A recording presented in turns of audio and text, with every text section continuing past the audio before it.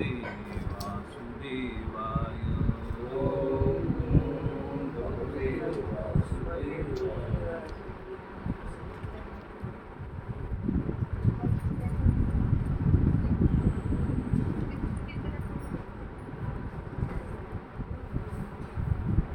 पहले मैं शब्दार्थ पढ़ूंगा, आप लोग मेरे पीछे दोहराइए।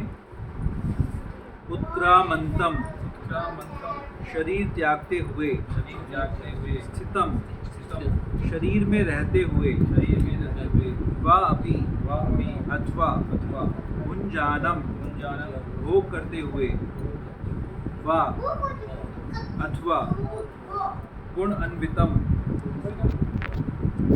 प्रकृति के अधीन, विमूढ़ा, मूर्ख व्यक्ति, ना, कभी नहीं, अनुपश्यन्ति, देख सकते हैं, पश्यन्ति, देख सकते हैं, ज्ञान चक्षुषः, ज्ञान रूपी आँखों वाले।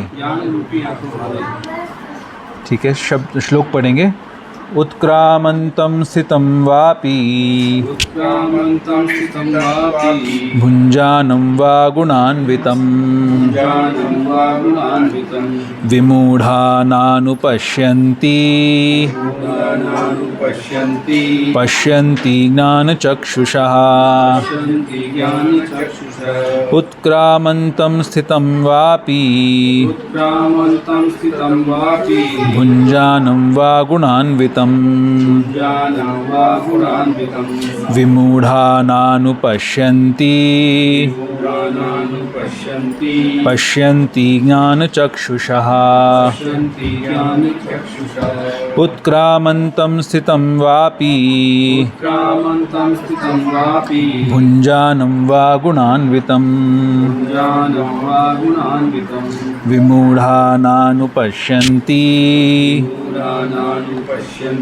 पश्यन्ति ज्ञानचक्षुषः। अनुवाद एवं तात्पर्य श्रील प्रभुपाद के द्वारा। श्रील प्रभुपाद की जय। मूर्ख ना तो समझ पाते हैं कि जीव किस प्रकार अपना शरीर त्याग सकता है, ना ही वह यह समझ पाते हैं कि प्रकृति के गुणों के अधीन वह किस तरह के शरीर का भोग करता है। लेकिन जिसकी आँखें ज्ञान में प्रशिक्षित होती हैं, वह यह सब देख सकता है। तात्पर्य: ज्ञान चक्षुषा शब्द अत्यंत महत्वपूर्ण है। बिना ज्ञान के कोई ना तो यह समझ सकता है कि जीव इस शरीर को किस प्रकार त्यागता है, ना ही यह कि वह अगले जीवन में कैसा शरीर धारण करने जा रहा है, अथवा यह कि वह विशेष प्रकार के शरीर में क्यों रह रहा है। इसलिए इसके लिए पर्याप्त ज्ञान की आवश्यकता होती है, जिसे प्रामाणिक गुरु से भगवद गीता तथा अन्य ऐसे ही ग्रंथों को सुनकर समझा जा सकता है। जो इन बातों को समझने के लिए प्रशिक्षित है, वह भाग्यशाली है। प्रत्येक जीव किन्हीं परिस्थितियों में शरीर त्यागता है, जीवित रहता है और प्रकृति के अधीन होकर भोग करता है। फलस्वरूप वह इंद्रिय भोग के भ्रम में नाना प्रकार के सुख दुख सहता रहता है। ऐसे व्यक्ति जो काम तथा इच्छा के कारण निरंतर मूर्ख बनते रहते हैं, अपने शरीर परिवर्तन तथा विशेष शरीर में अपने वास को समझने की सारी शक्ति खो बैठते हैं। वे इसे नहीं समझ सकते, किंतु जिन्हें आध्यात्मिक ज्ञान हो चुका है, वे देखते हैं कि आत्मा शरीर से भिन्न है और यह अपना शरीर बदलकर विभिन्न प्रकार से भोगता रहता है। ऐसे ज्ञान से युक्त व्यक्ति समझ सकता है कि इस संसार में बद्ध जीव किस प्रकार कष्ट भोग रहे हैं। अतएव जो लोग कृष्ण भावनामृत में अत्यधिक आगे बढ़े हुए हैं, वे इस ज्ञान को सामान्य लोगों तक पहुंचाने में प्रयत्नशील रहते हैं, क्योंकि उनका बद्ध जीवन अत्यंत कष्टप्रद रहता है। उन्हें इसमें से निकल कर कृष्ण भावना भावित होकर आध्यात्मिक लोक में जाने के लिए अपने को मुक्त करना चाहिए। श्लोक संख्या 11। यतन्तो योगिनश्चैनं पश्यन्त्यात्मन्यवस्थितं, यतन्तोऽप्यकृतात्मानो नैनं पश्यन्त चेतसः। आत्म साक्षात्कार को प्राप्त प्रयत्नशील योगीजन यह सब स्पष्ट रूप से देख सकते हैं, लेकिन जिनके मन विकसित नहीं हैं और जो आत्म साक्षात्कार को प्राप्त नहीं हैं, वे प्रयत्न करके भी यह नहीं देख पाते कि क्या हो रहा है।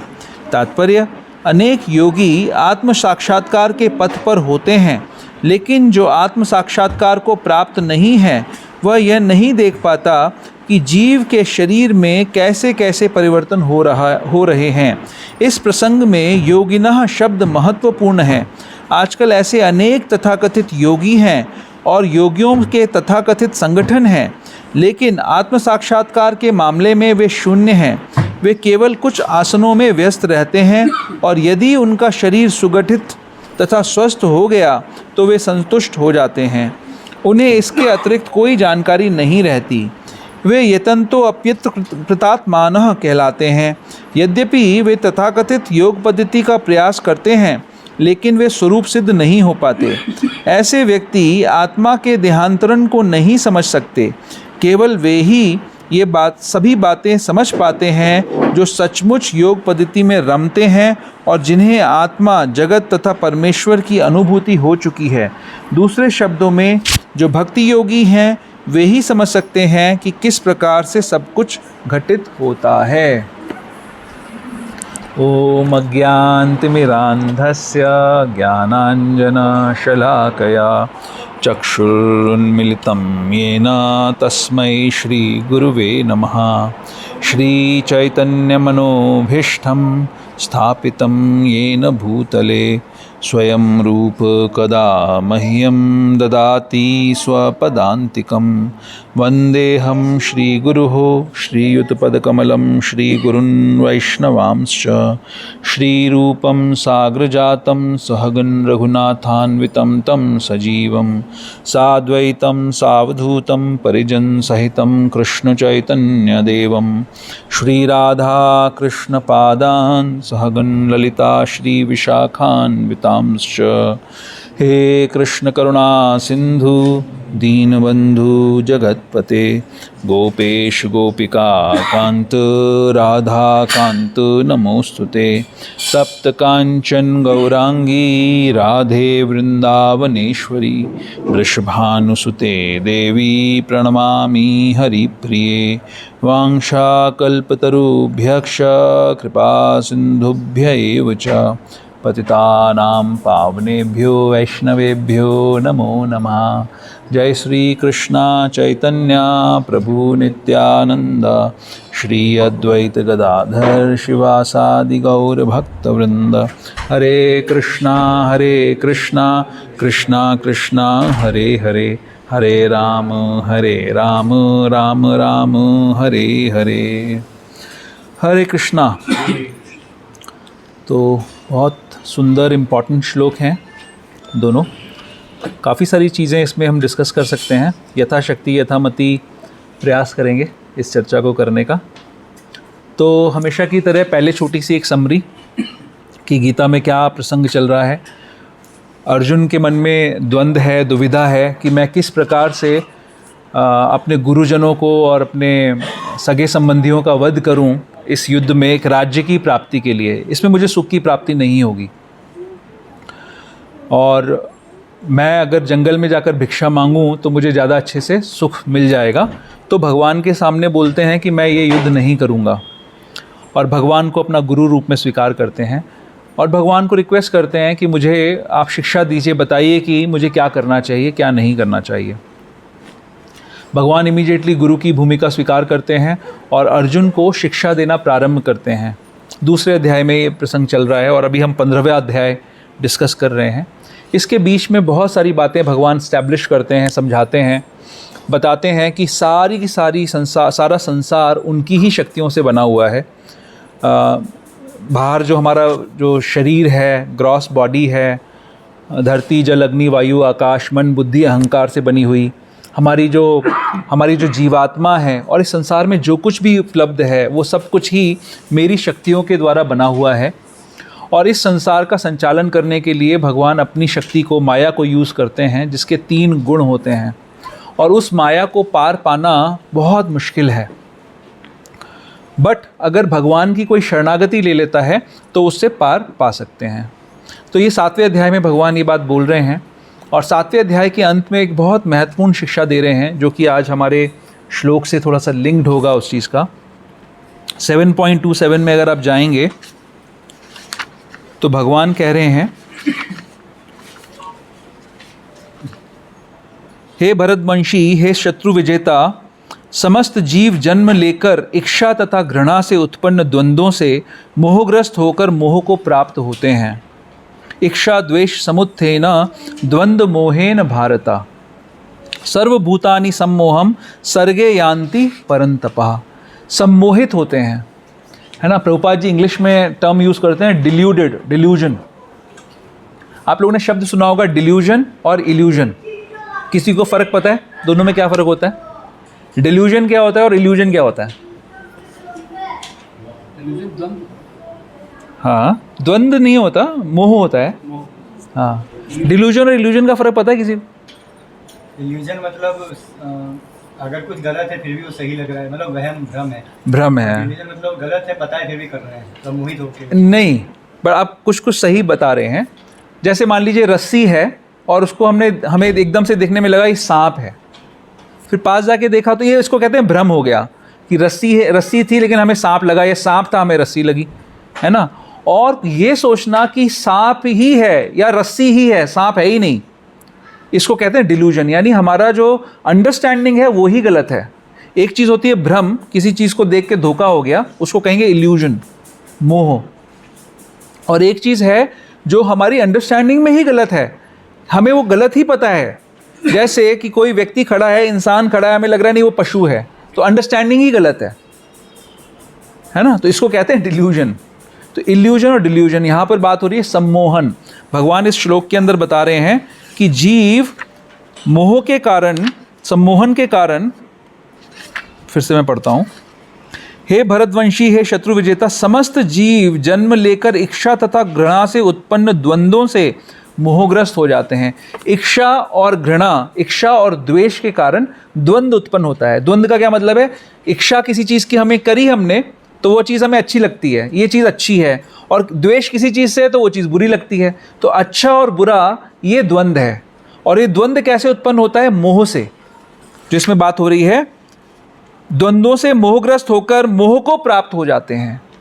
तो मोह के कारण ये सब होता है। तो इसकी चर्चा हम करेंगे आगे, फिर से इसको समझेंगे थोड़ा सा। तो भगवान 7वें अध्याय में बता रहे हैं कि सब कुछ मेरी शक्तियों से बनता है, मेरी शरण अगर ले लोगे तो मेरी माया के चंगुल से छूट जाओगे।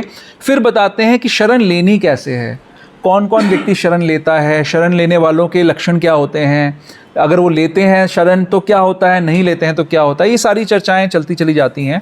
फिर उसके बाद गीता का जो तीसरा भाग है, गीता में 3 भाग हैं, कर्म योग, भक्ति योग, ज्ञान योग। 13वें अध्याय से ज्ञान योग वाला सेक्शन शुरू होता है। 12वें अध्याय के अंदर भगवान एक बहुत इंपॉर्टेंट बात बोलते हैं। वो बोलते हैं कि मैं अपने भक्तों की रक्षा और अपने भक्तों का डिलीवरेंस, उनका तारण बहुत जल्दी से कर देता हूँ, ऐसा भगवान बताते हैं। तो ये भक्त कैसे होते हैं, ये भक्ति कैसे प्राप्त होती है, इस सारी चर्चा जो है तीसरे खंड के अंदर भगवान कर रहे हैं, ज्ञान की चर्चा कर रहे हैं, ज्ञान के बारे में बता रहे हैं। तो 13वें अध्याय के अंदर शुरुआत में भगवान बताते हैं, अर्जुन का प्रश्न होता है कि प्रकृति क्या है, पुरुष क्या है, क्षेत्र क्या है, क्षेत्रज्ञ क्या है, ज्ञान क्या है, ज्ञेय क्या है। इन 6 प्रश्नों से शुरुआत होती है 13वें अध्याय की, और भगवान क्लैरिफाई करते हैं ये 6 चीज़ें क्या हैं।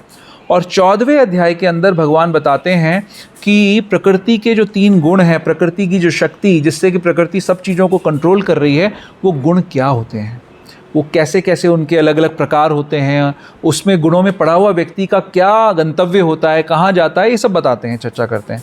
फिर 15वां अध्याय शुरू होता है, जहाँ पर भगवान शुरुआत में एक एलिगोरी ले रहे हैं, एक एनालॉजी बताते हैं कि ये संसार अश्वत्थ वृक्ष के समान है लेकिन उल्टा है, इसकी जड़ें ऊपर हैं और तना नीचे की तरफ है।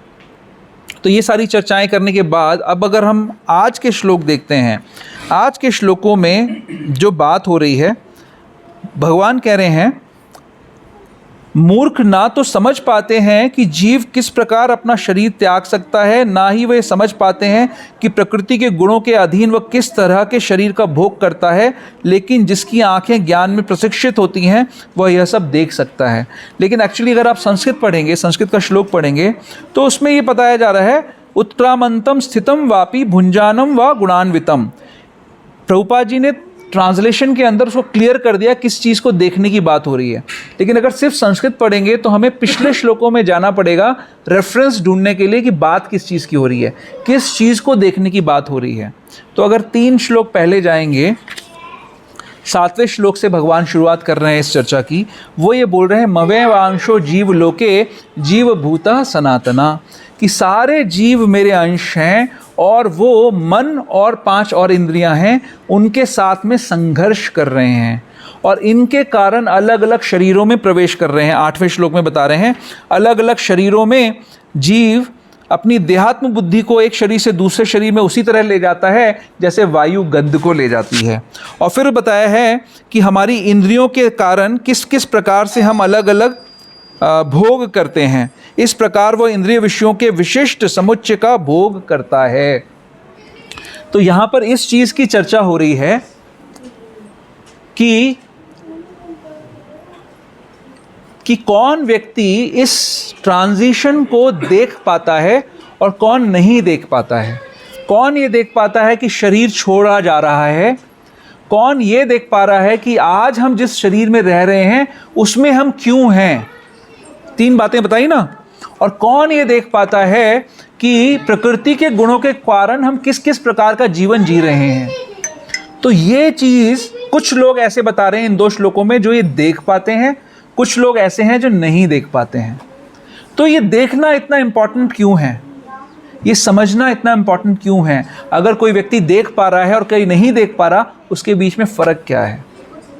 तो एक छोटा सा मुझे एनेक्डोट याद आ रहा है। सूरत में रहता था मैं और हमारे कॉलेज के पास में एक कैफ़ेटेरिया होता था।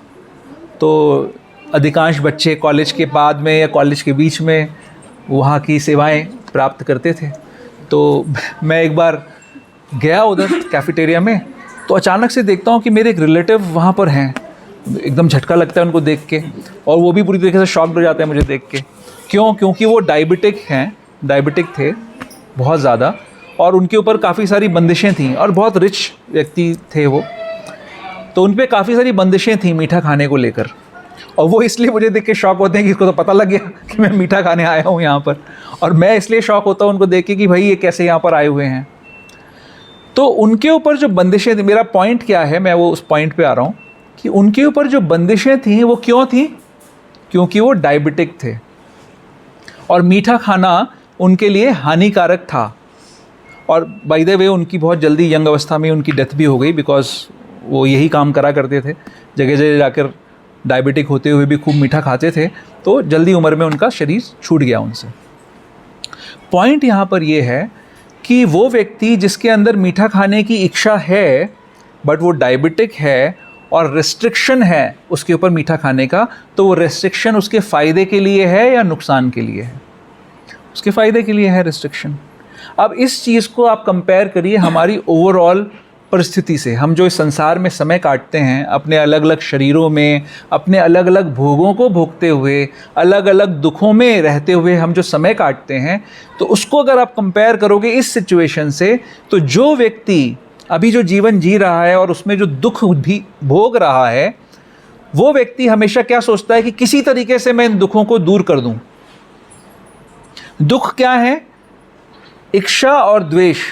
इच्छा अगर पूरी नहीं होती है तो दुख है, और जिस चीज़ से द्वेष है अगर वो चीज़ हमारे साथ होती है तो दुख है। एक डायबिटिक व्यक्ति को मीठा खाने की इच्छा है, मीठा ना खाए तो उसका लाभ है या हानि है? लाभ है। हाँ, डायबिटिक का मतलब होता है जिसको शुगर की बीमारी हो, ज़्यादा शुगर जिसके शरीर में होती है और वो शुगर खाएगा तो और बीमार पड़ जाएगा या उसका शरीर छूट जाएगा। ठीक है? तो वो व्यक्ति इस संसार के अंदर भी हम बहुत सारी इच्छाएं कर रहे हैं अलग अलग तरीके की। हमारा डिस्कशन किस बात पे चल रहा है? कौन देख पाता है और कौन नहीं देख पाता, और देखने ना देखने का क्या फ़र्क है। जो व्यक्ति इस संसार में कुछ ही कारण से दुख भोग रहा है, दुख क्या है कि मेरी कोई इच्छा है और पूरी नहीं हो रही है, लेकिन वो इच्छा पूरी होने में हमें कष्ट की प्राप्ति होगी, ये बात वो व्यक्ति नहीं देख पा रहा। हमारे सारे संसार में हमारा सारा जो जीवन चलता है स्टार्टिंग से लेकर एंड तक, इसमें कुछ हमें चीज़ें रेस्ट्रिक्टेड होती हैं हमारे लिए। क्यों रेस्ट्रिक्टेड होती हैं? पुराने जन्मों में जो कर्म किए हैं उनके हिसाब से हमारे क्या अनुमोदित है, हमें क्या हमें मिलना चाहिए, क्या नहीं मिलना चाहिए, डिसाइड करने वाला भगवान डिसाइड कर रहा है। और वो हमें उन चीज़ों को रेस्ट्रिक्ट कर रहा है। अगर वो हमें मिल जाएंगी तो हम और ज़्यादा अपराध करेंगे, और ज़्यादा गलतियाँ करेंगे। तो देख पाना और नहीं देख पाना, इसमें बहुत बड़ा हमारे जीवन पे प्रभाव क्रिएट करता है। अगर हम नहीं देख पाते हैं तो हम मिसअंडरस्टैंड करते हैं और हम गलत डिसीजंस लेते हैं। जैसे कि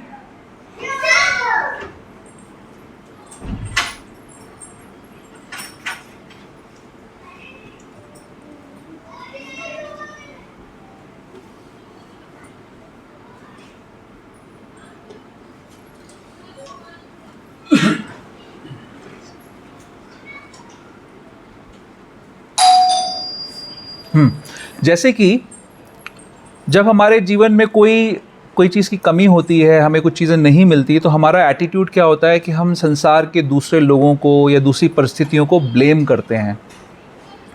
और हमेशा हमारा एटीट्यूड ये रहता है, जो उस समय करने योग्य चीज़ है उसको नहीं करते हुए हम हर समय ब्लेम करते रहते हैं।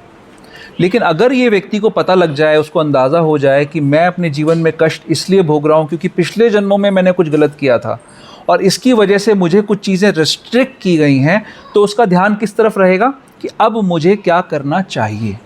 नॉर्मली हम क्या करते हैं, जैसे ही हमारे जीवन में कोई संकट आता है, कोई परिस्थिति विपरीत होती है, तो जो करने योग्य चीज़ है उसको हम इमीडिएटली करना बंद कर देते हैं, यानी अपने धर्म का पालन इमीडिएटली बंद कर देते हैं, और जिसके कारण हम और ज़्यादा तकलीफ़ में पहुंचते हैं। तो एक प्रभुपाद जी एक उदाहरण लेते हैं कि ये मिसअंडरस्टैंडिंग का रिज़ल्ट क्या होता है। तो उसको समझने के लिए, जैसे कोई 6, आपने एक पिक्चर देखी होगी जिसमें 6 अंधे लोग एक हाथी को समझने का प्रयास कर रहे हैं। आपने देखा होगा कि जैसे 6 अंधे लोग हैं, वो हाथी इतना बड़ा है, विशाल है कि उसको समझ नहीं पा रहे हैं। तो एक अंधा व्यक्ति जब हाथी का पेट को छूता है तो उसको लग रहा है कि वो दीवार है। एक अंधा व्यक्ति जब हाथी की पूंछ को पकड़ता है तो उसको लगता है रस्सी है। दूसरा अंधा व्यक्ति जब उसकी सूंड को पकड़ता है तो उसको लगता है कोई सांप है। उसके टस को, उसके दांतों को देखता है तो उसको लगता है कि ये कोई भाला है। उसके कानों को कोई पकड़ता है तो उसको लगता है कि ये कोई पंखा है।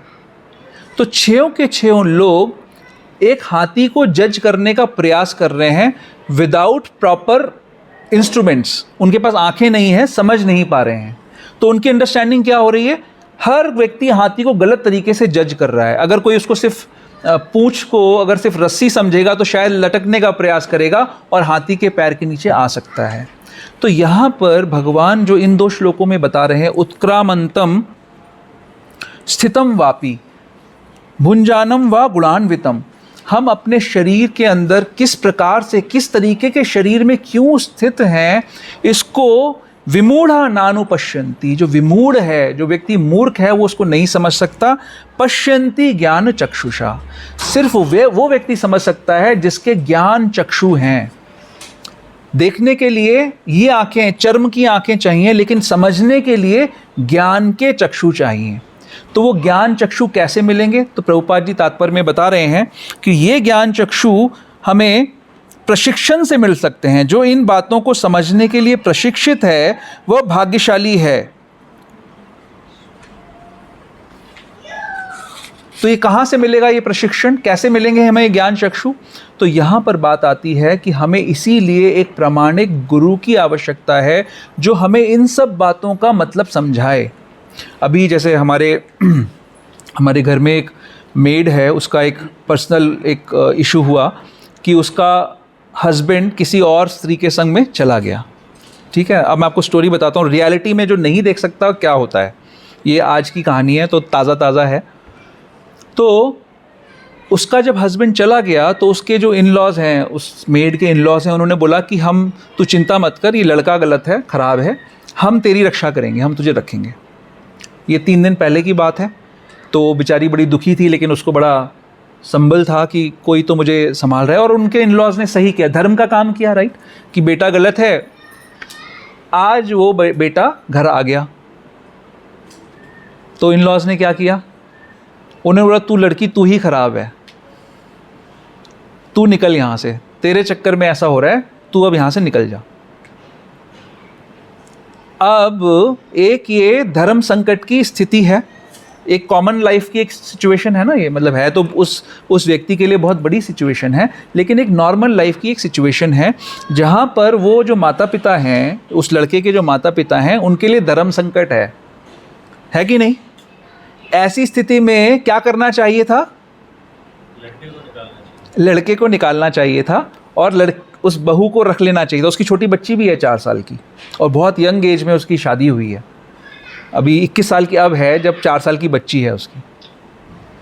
तो उनको क्या करना चाहिए था? लेकिन उन्होंने डिसीजन ऐसा क्यों लिया होगा कि हमारे बुढ़ापे में हमारा बेटा ही तो हमारी देखभाल करेगा।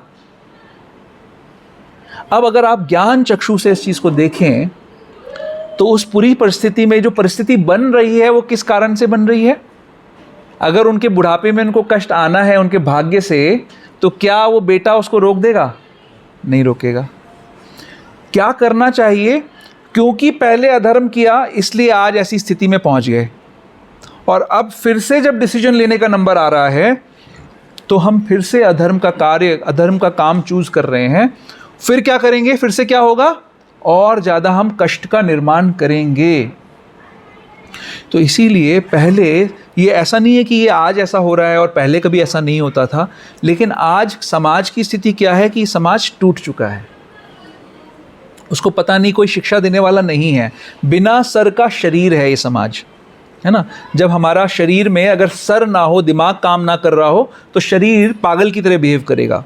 इसी प्रकार ये समाज भी आज की डेट में पागल की तरह बिहेव कर रहा है। यानी उन लोगों को कोई शिक्षा देने वाला ऐसा नहीं है कि तुमको इस समय क्या कार्य करना चाहिए। वो शिक्षा देने के लिए कौन चाहिए? एक प्रामाणिक गुरु चाहिए। आज अब इसी कहानी का आगे का पहलू बताते हैं। वो मेड कई सारी जगहों में काम करती है, तो कई सारी जगहों पे उसको ये ज्ञान दिया जा रहा है। मेड को अब क्या ज्ञान दिया जा रहा है कि तुम उस बेटी को छोड़ दो। क्या करो? बेटी को भी छोड़ दो, क्योंकि तुम्हारे साथ कौन शादी करेगा दोबारा अगर बेटी होगी तो। आप देख रहे हो कि कैसे हमारे जीवन की सिचुएशंस एक गलती के ऊपर दूसरी गलती, दूसरी की गलती के ऊपर तीसरी गलती, ऐसे गलती के ऊपर गलती करते करते हम कितने सारे पाप करते चले जाते हैं, और फिर हम उलाहना देते हैं किसी और को, ऊपर बैठे भगवान को, कि भगवान तेरी वजह से ये सब हो रहा है।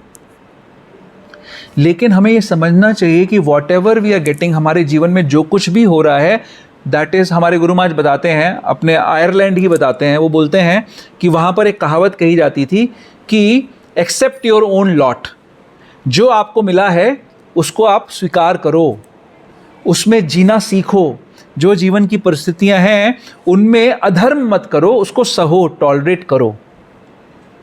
तो किस किस की इंटॉलरेंस हो रही है? जो सास ससुर उसके, जिनको बेटी को रखना चाहिए, इसको रखना चाहिए, बहू को, बेटे को निकालना चाहिए, उन्होंने गलत डिसीजन ले लिया, बेटे को रख दिया, बहू को निकाल दिया।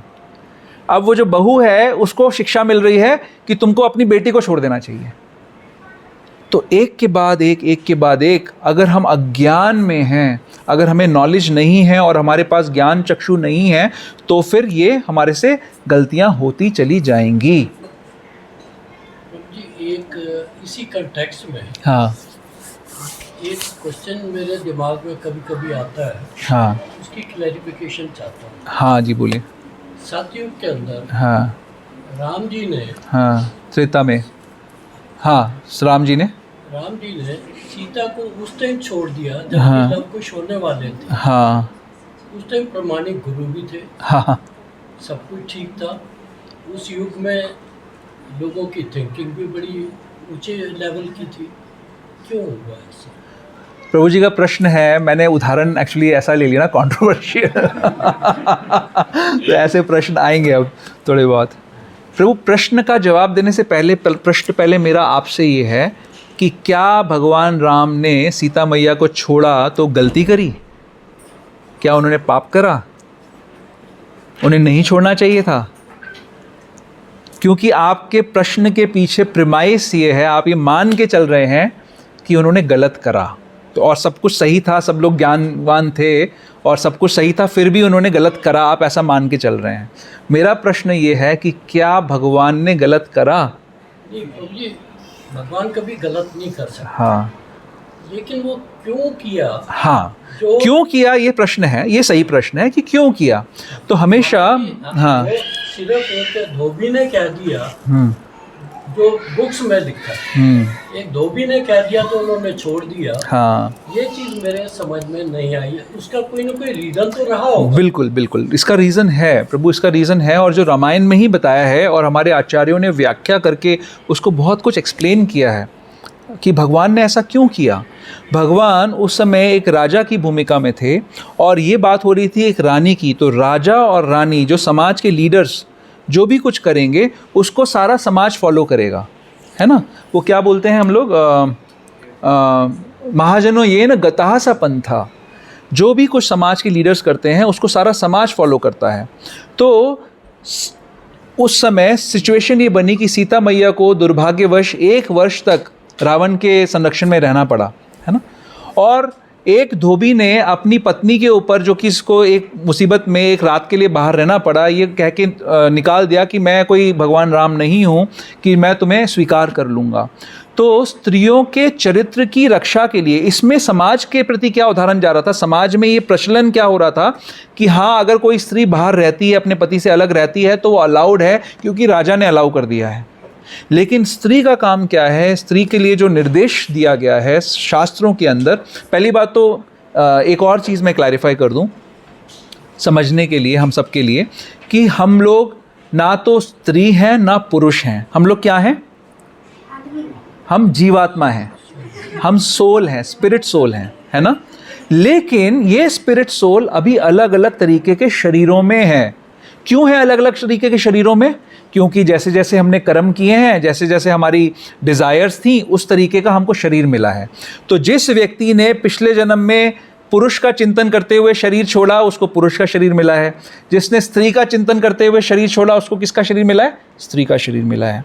अब जैसा शरीर जिसको मिला है, किसी को शेर का शरीर मिला है, किसी को सूअर का शरीर मिला है, किसी को गधे का शरीर मिला है।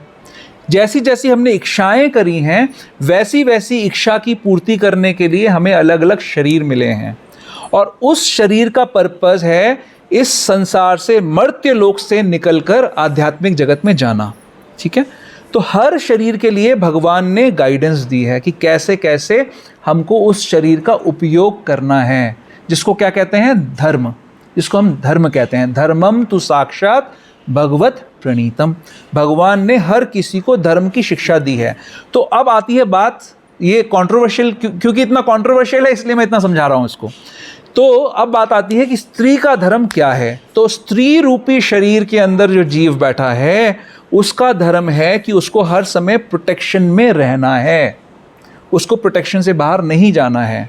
तो जब भगवान राम की उस लीला में उस समय समाज में ये प्रचलन हुआ कि सीता मैया की परिस्थिति को देखते हुए लोगों ने उसका मिसयूज़ करना शुरू करा, लोगों ने समाज में ये संदेश देना शुरू करा कि कोई भी स्त्री प्रोटेक्शन से बाहर जा सकती है और उसको स्वीकार कर लिया जाएगा, तो उस चीज़ को रीसेट करने के लिए भगवान को इतना बड़ा निर्णय लेना पड़ा।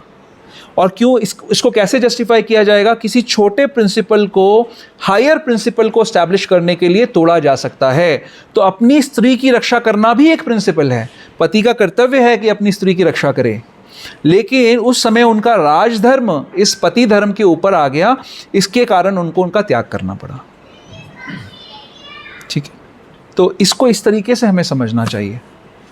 तो मैं क्या, हम लोग बात कर रहे थे, मेन अब वापस श्लोक पे आते हैं। हम बात कर रहे थे ज्ञान चक्षुषा, कि जो मूढ़ है वो ये नहीं समझ सकता कि हमारे जीवन की जो परिस्थितियां हैं, हम जिस तरीके से प्रकृति के गुणों के द्वारा प्रभावित हो रहे हैं, वो क्यों हो रहे हैं वो नहीं समझ सकता। लेकिन जिसके ज्ञान चक्षु खुले हुए हैं वो ये समझ सकता है। तो ज्ञान चक्षु को प्राप्त करने के लिए हमें प्रयास करने की आवश्यकता है, हमें किसी गुरु के पास जाकर उनकी शरण लेने की आवश्यकता है। जैसे शास्त्र कह रहा है, भगवद गीता में 4:34 के अंदर भगवान कह रहे हैं कि क्या है श्लोक? तद विधि प्रणिपातेन परिप्रश्नेन सेवया उपदेक्षन्ति ते ज्ञानम ज्ञानिनस तत्वदर्शिना। कि हमें चाहिए कि हम किसी महान प्रामाणिक गुरु की शरण ग्रहण करें, उनको जाकर उनकी सेवा करें और फिर ह्यूमिलिटी से उनसे प्रश्न पूछें, समझें कि मैं इस संसार में क्यों सफ़र कर रहा हूँ। तो कैसे आजकल आप देखिए कितने सारे गुरुओं का प्रचलन चल रहा है, कितने सारे लोग यूट्यूब पे और फेसबुक पे और हर जगह सोशल मीडिया में, चैनल्स में, हर जगह कितने सारे गुरु हैं। तो ये समझना आवश्यक है कि गुरु कौन है। हमने देखा कि सनातन गोस्वामी हरिदास ठाकुर को प्रे करते हैं, उनकी प्रार्थना करते हैं और उनको बोलते हैं कि कई सारे ऐसे लोग हैं, वो कहते हैं आचार करे न केह ना करे प्रचार, प्रचार करे न केह ना करे आचार। मतलब कई सारे ऐसे लोग हैं जो बहुत सुंदर आचरण करते हैं, उनका आचरण बहुत अच्छा दिव्य है, जैसे एक दिव्य व्यक्ति को होना चाहिए वैसा आचरण है उनका, लेकिन वो लोग प्रचार नहीं करते हैं। और कई सारे लोग ऐसे हैं जो प्रचार करते हैं लेकिन वो आचरण नहीं करते, जो कह रहे हैं वो फॉलो नहीं करते। तो वो हरिदास ठाकुर को कह रहे हैं आचार प्रचार कर नामेर करे न दुही कार्य, तुम्ही सर्व गुरु तुम्ही जगत तेरा आर्य। आप आचरण भी कर रहे हैं, प्रचार भी कर रहे हैं। क्या आचरण कर रहे हैं? 3 लाख नाम जप कर रहे हैं भगवान का, और प्रचार क्या कर रहे हैं कि सबको नाम लेना चाहिए। तो आप नाम का प्रचार भी कर रहे हैं और नाम का आचरण भी कर रहे हैं, इसीलिए आप सभी जगत के गुरु हैं, आप ही आर्य हैं, ऐसा सनातन गोस्वामी कहते हैं। लेकिन आजकल हम देखते हैं गुरुओं को, बहुत सारे गुरु हैं। कोई कहता है जी आपको, अगर आप गृहस्थ हैं तो आप प्याज लहसुन खा सकते हैं। तो क्या वो रूल जो भगवान कह रहे हैं कि हमें किसी अभक्त के हाथ का बना हुआ भोजन नहीं खाना चाहिए, क्या वो रूल व्यर्थ है? वो गृहस्थों पे एप्लीकेबल नहीं है। अगर ये कहा गया है कि धर्म के 4 स्तंभ हैं जिसमें से एक स्तंभ टूटता है अगर हम नशा करते हैं, तो कोई कैसे कह सकता है कि आप चाय कॉफ़ी अगर पीते हैं तो कोई दिक्कत नहीं है? अगर एकादशी हमें पालन करना आवश्यक है, शास्त्र कहता है कि एकादशी का पालन करना चाहिए, एकादशी के दिन अन्न में पाप आश्रय लेता है, तो क्या हम एकादशी का पालन करना बंद कर सकते हैं किसी ऐसे सो कॉल्ड गुरु के कहने के कारण? तो कौन है सच्चा गुरु? कैसे पता करेंगे? जो बहुत अच्छा वक्ता है, बहुत अच्छे जिसके फॉलोअर्स हैं, लाखों करोड़ों में जो फॉलोअर्स जिसके बैठे हुए हैं, क्या वो गुरु है? क्या ऐसे गुरु को पालन करने से हमारे ज्ञान चक्षु खुल जाएंगे? तो हमें ये समझना पड़ेगा कि हमें प्रामाणिक गुरु के पास जाना है जो प्रामाणिक परंपरा से आता है।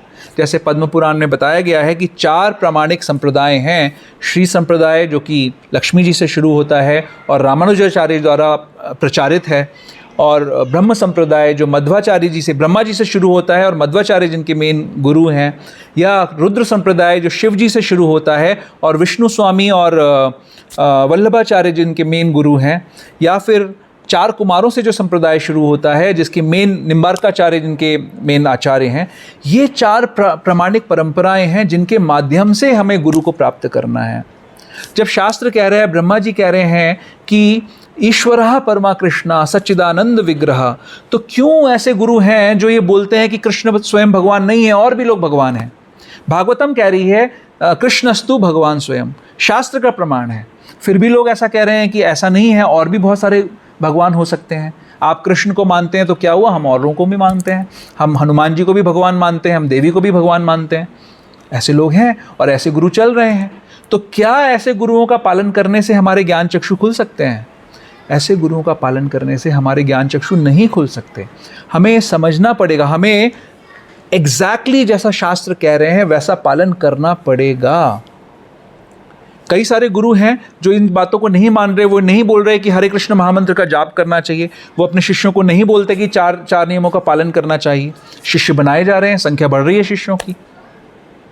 तो ऐसे गुरुओं को पालन करने से हमारा कुछ भी कल्याण नहीं होना है। हम इस चीज़ को कभी नहीं समझ पाएंगे। इसीलिए आज हम देखते हैं भक्त समाज के अंदर भी बहुत सारे ऐसे लोग हैं जो कि हरे कृष्ण महामंत्र का जाप भगवान की प्राप्ति के लिए नहीं कर रहे हैं। उनको चाहिए बहुत सारा पैसा, उनको चाहिए प्रमोशन, उनको चाहिए वैभव, उनको चाहिए सम्मान। इन चीज़ों के कारण वो हरे कृष्ण महामंत्र का जाप कर रहे हैं। उनको चाहिए अच्छी हेल्थ, इन चीज़ों के कारण हरे कृष्ण महामंत्र का जाप कर रहे हैं। तो ये सही स्टैंडर्ड्स नहीं हैं। अगर हम किसी प्रामाणिक गुरु के पास जाएंगे तो हमें बताएंगे। अगर शुद्ध वैष्णव जब हरे कृष्ण महामंत्र का जाप करता है तो क्या मांगता है भगवान से? कौन बताएगा क्या मांगता है?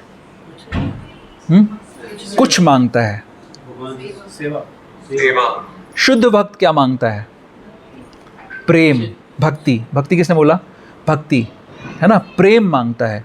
और जो साधक है हमारे जैसे जो अभी साधना कर रहे हैं, वो क्या मांगते हैं? आपने पहले जो बोला, वो सेवा मांगते हैं, है ना। हम लोग सेवा मांगते हैं कि हाँ भगवान कृपा कर, क्योंकि अभी हमारे अंदर प्रेम तो हम दूर दूर तक सोच नहीं सकते हैं प्रेम। हालांकि ये विषय बड़ा हल्का हो गया है आजकल, लोग गली मोहल्लों में भी प्रेम की बात करने लग गए हैं, लेकिन प्रेम एक ऐसी चीज़ है जो कि अभी हम सोच भी नहीं सकते कि क्या चीज़ है। तो इसलिए हमारी स्थिति में हम साधना के स्तर पर जब रहते हैं तो हम क्या मांगते हैं कि हे भगवान हमें आपकी सेवा प्रदान करिए, है ना। हाँ, एक जगह मैंने पढ़ा था, प्रभुपाद जब प्रीचिंग कर रहे थे तो उन्होंने क्रिश्चियनिटी को गलत नहीं माना। हाँ, गलत तो नहीं है। उन्होंने कहा कि he can also be representing. हाँ हाँ, एब्सोल्युटली। बल्कि क्रिश्चियनिटी में कई सारी चीज़ें ऐसी हैं जो कि मतलब अगर और इलेबोरेट की गई होती तो सही रहता, वही हमारी लाइन की जैसी चीज़ें हैं।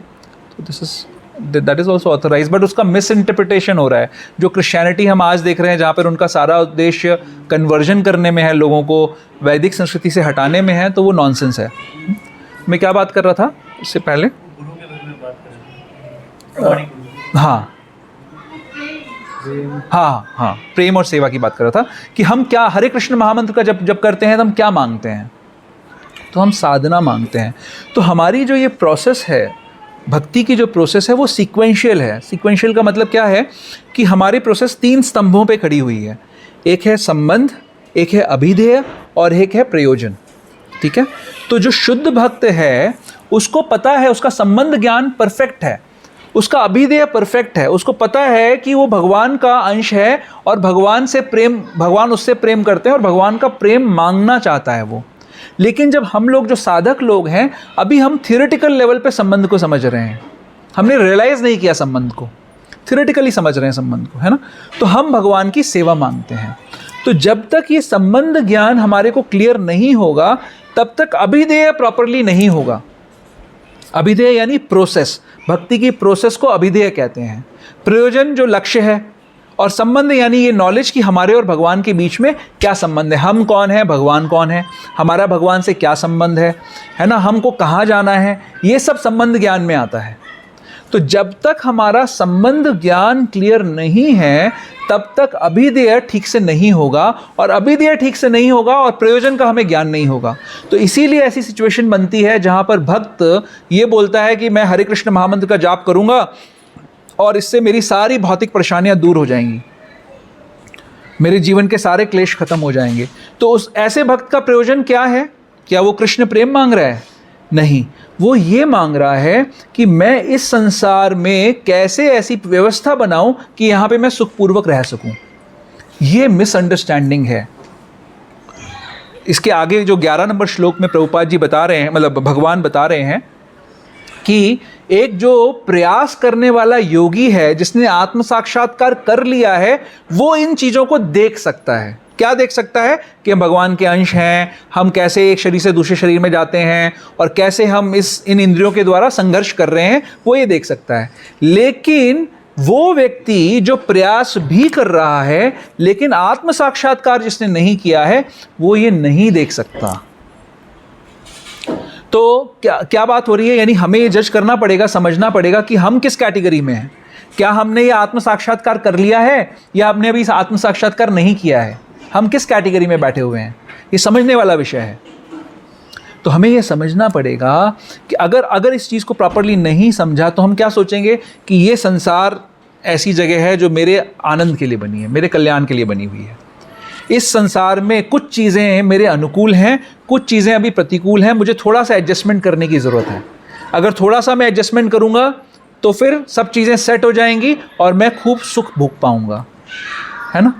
अच्छी पढ़ाई करके, अच्छी डिग्री प्राप्त करके, अच्छी नौकरी प्राप्त करके, अच्छी स्पाउस लाकर, अच्छा घर बनाकर, अच्छी गाड़ी खरीद कर, ये सब चीज़ें हम सोचते हैं छोटे छोटे एडजस्टमेंट्स हम करेंगे और हमारी लाइफ परफेक्ट हो जाएगी। यानी क्या संबंध ज्ञान हुआ है कि नहीं हुआ है? संबंध ज्ञान क्या बोलता है कि हम यहाँ पे बिलोंग ही नहीं करते हैं, ये जगह हमारी है ही नहीं, यहाँ सुख है ही नहीं, ये दुखालयम अशाश्वतम है। तो यहाँ पर सुख का प्रयोजन करना मूर्खता है। यहाँ पर सिर्फ समय काटना है। सारा का सारा प्रयास कैसे होना चाहिए? इसके लिए होना चाहिए कि शरीर और आत्मा इकट्ठी बनी रहे, और जो हमारे जीवन का लक्ष्य है, यानी जब शरीर छोड़ें तो यहाँ दोबारा ना आना पड़े, इसके लिए प्रयास होना चाहिए।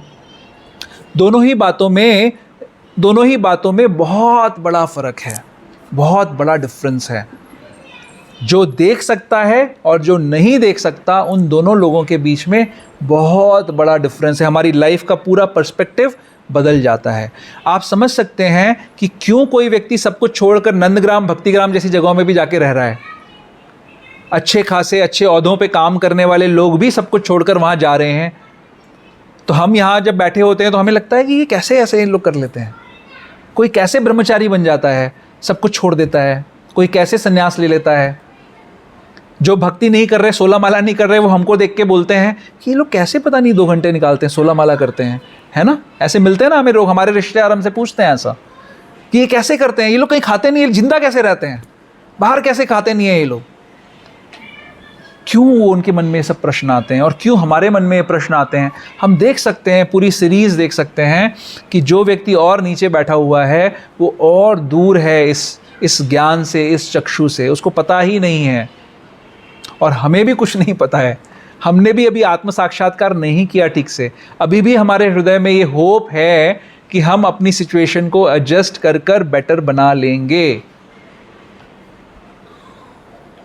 जैसे होप है, 1 मिनट प्रभु, मैं बस जल्दी से ख़त्म कर दूंगा, फिर उसके बाद क्वेश्चंस लेंगे, 5 मिनट और लूँगा बस। एक होप ये है लोगों के अंदर, जैसे प्रभुपाद जी जो 11 नंबर श्लोक के तात्पर्य में उन योगिक सोसाइटीज़ का वर्णन कर रहे हैं जिनका पर्पज़ है हेल्थ क्लब्स चलाना, है ना, एक्सरसाइजेस करना। कई सारे ऐसे योगिक संस्थान खुले हुए हैं जहाँ पर लोग जाते हैं और बड़ा अच्छा एक्सपीरियंस भी उनको मिलता है। मेरा एक मित्र अभी गया था, उसमें मैं उसको बहुत समझाता रहता था कि भैया भक्ति कर ले, भजन कर ले, माला कर ले, बट घर की, वो बोलते हैं ना, घर की मुर्गी दाल बराबर, उसको समझ में नहीं आया कभी भी। तो और जब हम अपने घर वालों को बोलते हैं तो वो और ज़्यादा एंटी हो जाते हैं। तो उसका भी यही हुआ, तो वो गया विपासना में और 7 दिन के बाद मुझे 2 घंटे उसने लेक्चर दिया कि मुझे क्यों विपासना में चले जाना चाहिए और मैं जो कुछ कर रहा हूँ बेकार है। तो ये बहुत आवश्यक है कि हम समझें। तो प्रभुपाद जी कह रहे हैं कि इस तरीके की जो योगिक सोसाइटीज़ हैं, जो या तो मेंटल प्लेन पे काम कर रही हैं या फिज़िकल प्लेन पे काम कर रही हैं, या तो हमारे शरीर को स्वस्थ बनाने का काम कर रही हैं या मन को स्वस्थ बनाने का काम कर रही हैं, ऐसे जगहों पे जाने वाला व्यक्ति इस ज्ञान को नहीं समझ सकता, क्योंकि उसका जो प्रिमाइस है, उसका जो धरातल है, वो यही है कि हमें इस संसार को बेटर बनाना है रहने के लिए। हम अपनी परिस्थिति को बेटर बना सकते हैं, वो इस धरातल पे ही सारा कुछ ऑपरेशन चल रहा है। तो अगर नींव ही गड़बड़ है तो ऊपर की जितनी भी इमारत है वो गड़बड़ ही होगी। हमारी प्रोसेस, जो भक्ति की प्रोसेस है, प्रभुपाद जी इस तात्पर्य की लास्ट लाइन आप देखिए, इसको क्वालिफाई कर रहे हैं, एकदम साफ साफ बोल रहे हैं इस चीज़ को। क्या कह रहे हैं?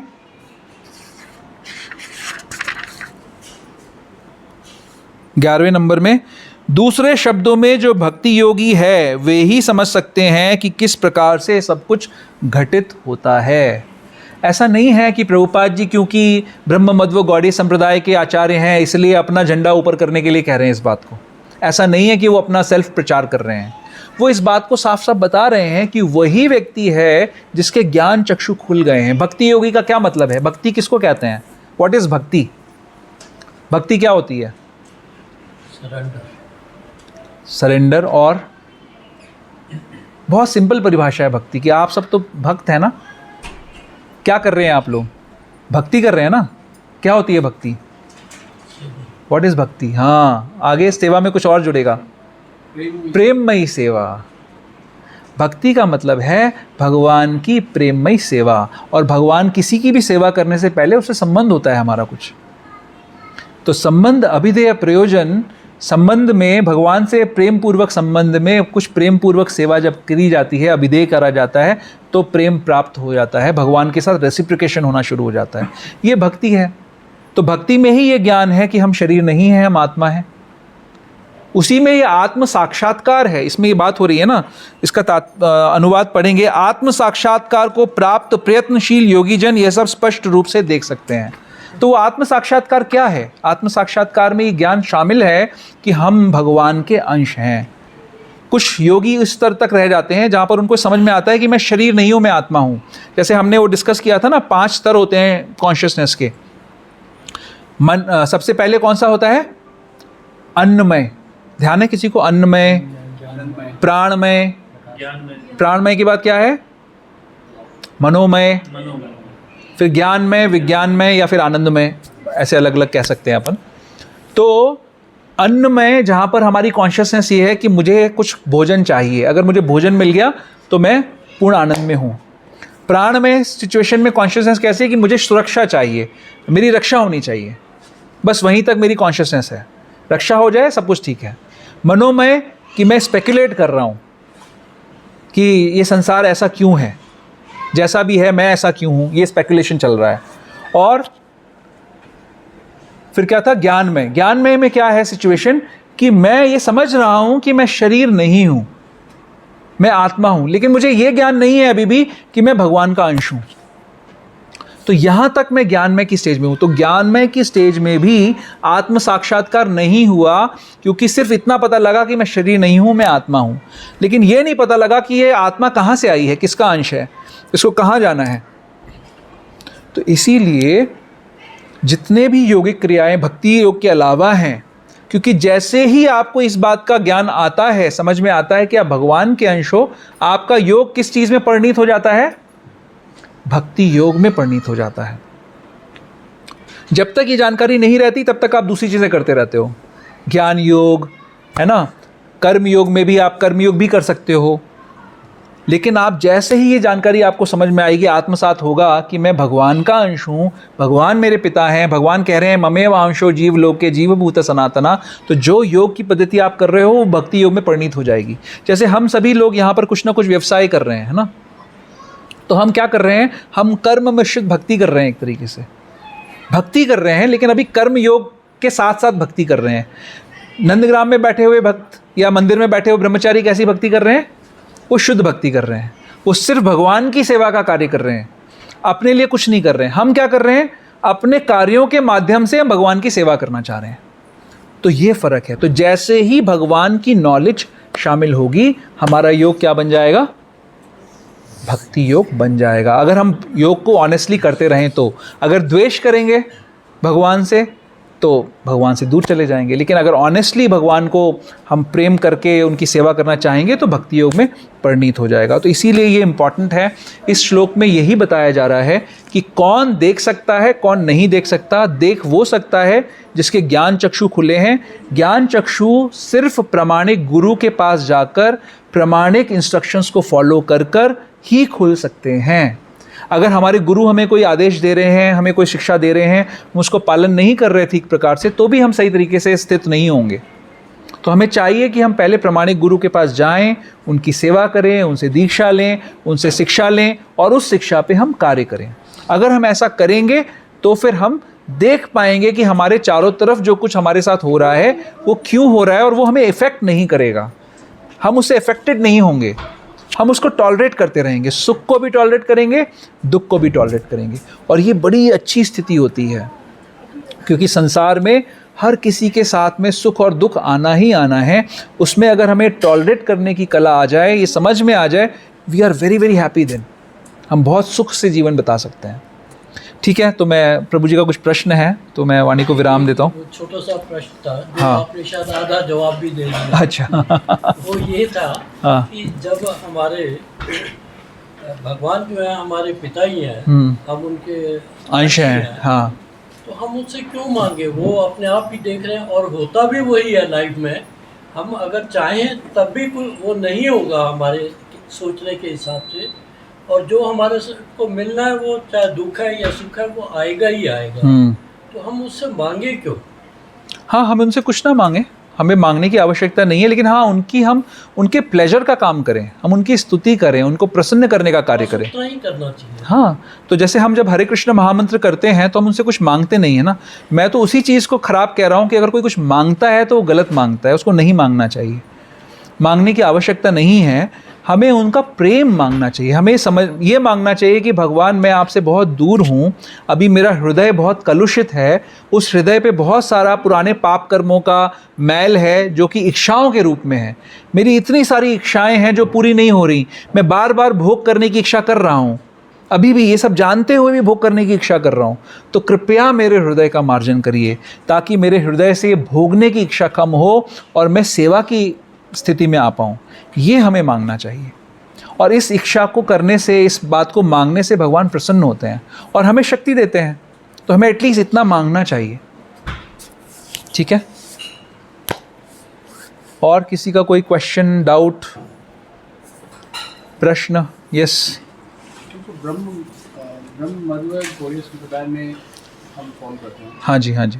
मध्वाचार्य जो हुए, लेकिन जो चैतन्य महाप्रभु जब आए तो गौड़ीय संप्रदाय फिर वहाँ से आई थिंक, हाँ, इसीलिए गौड़ीय संप्रदाय, हाँ, एक ब्रांच है उसकी एक तरीके से। लेकिन दोनों ब्रह्म संप्रदाय से ही हैं। तो मध्वाचार्य जी और गौड़ीय चैतन्य महाप्रभु लीनियज साइमल्टेनियस चल रही है। हाँ, मध्वाचार्य जी की एक अपनी परंपरा चली रही है जो उनके फॉलोअर्स हैं, और एक गौड़ीय परंपरा जो चैतन्य महाप्रभु ने शुरू करी वो भी एक ब्रांच है। मध्वाचार्य की जो परंपरा जो है वो भी मतलब प्रामाणिक है। प्रमाणिक है। हाँ, प्रामाणिक है। बहुत सारे चैतन्य वृक्ष के बहुत सारे, मतलब चैतन्य वृक्ष के भी बहुत सारे ब्रांचेस हैं, बट उसके पहले भी बहुत सारी सब ब्रांचेस परंपराओं की बनती रही हैं। आप कुछ कह रहे थे प्रभु? हाँ, जैसे मध्य संप्रदाय में वो है राधा जी के साथ में डीटी कृष्ण नहीं करते, तो जो राधा कृष्णा नहीं है वहाँ पर, कृष्णा जो है वो बाल रूप में है, जो रूपाली जी का उडुपी के में। तो जो माधवपुरी थे उन्होंने एक राधा कृष्णा डीटी इंट्रोड्यूस करी थी पूजा। फिर उसके बाद से हमारे इसमें मतलब, क्योंकि उनका अभी भी सेपरेट है थोड़ा। तो उडुपी जो टेम्पल है वो मध्वाचार्य तो वहाँ पर राधा कृष्णा नहीं होती, राधा कृष्णा माधवपुरी जी ने इंट्रोड्यूस करी थी राधा कृष्णा की। तो चैतन्य महाप्रभु का विशेष योगदान ये है कि उन्होंने चारों संप्रदायों की टीचिंग्स को एसिमिलेट किया, और उसकी जो मेन दो प्रिंसिपल्स, उसके कुछ मेन हैं, उनको उन्होंने अपने गौड़ीय वैष्णव परंपरा के अंदर उनको सम्मिलित किया। तो वो इसीलिए हम लोग भाग्यशाली हैं कि हम चैतन्य महाप्रभु के अनुगत्य में हैं, क्योंकि चैतन्य महाप्रभु ने आकर ही इस महाभाव को प्रकट किया कि राधा रानी किस प्रकार से भगवान, राधा रानी सबसे बड़ी वर्शिपर है ना। हम शरणागति की बात करते हैं, प्रेम की बात करते हैं, तो सबसे बड़ा प्रेमी कौन है? राधा रानी है। तो उनका प्रेम किस प्रकार का है उसको रिवील तो चैतन्य महाप्रभु ने ही किया ना हमको।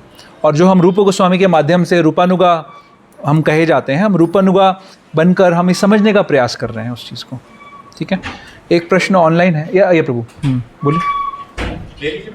नहीं बोलिए, आप बोलिए। मैंने नहीं लिया था तो चले ही गए थे। नहीं जाएंगे, आप बोलिए।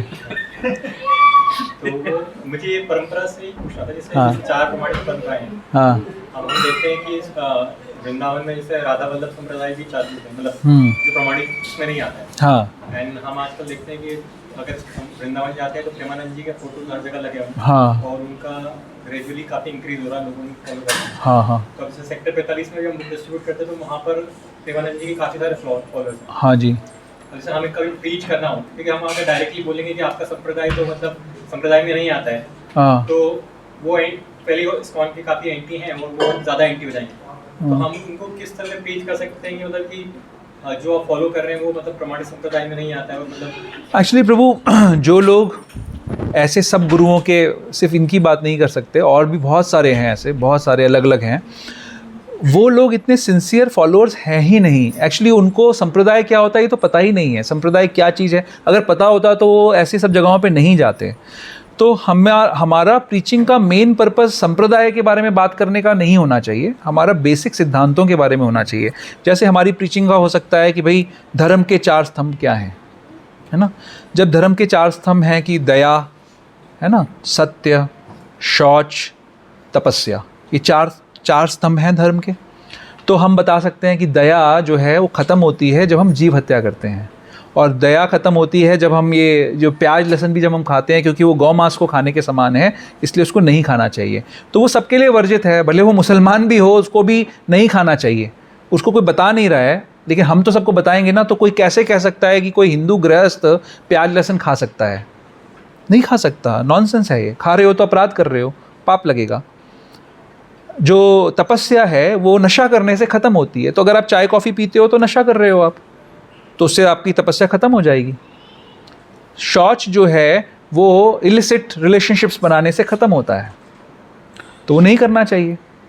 नॉर्मली गर्लफ्रेंड्स बॉयफ्रेंड्स आ रहे हैं आजकल मंदिरों में, है ना, हमें बोलना है, बताना है ये सब चीज़ें। और क्या रह गया, एक सत्य ख़त्म कैसे होता है? जुआ खेलने से, जुआ खोलने से सत्य ख़त्म होता है।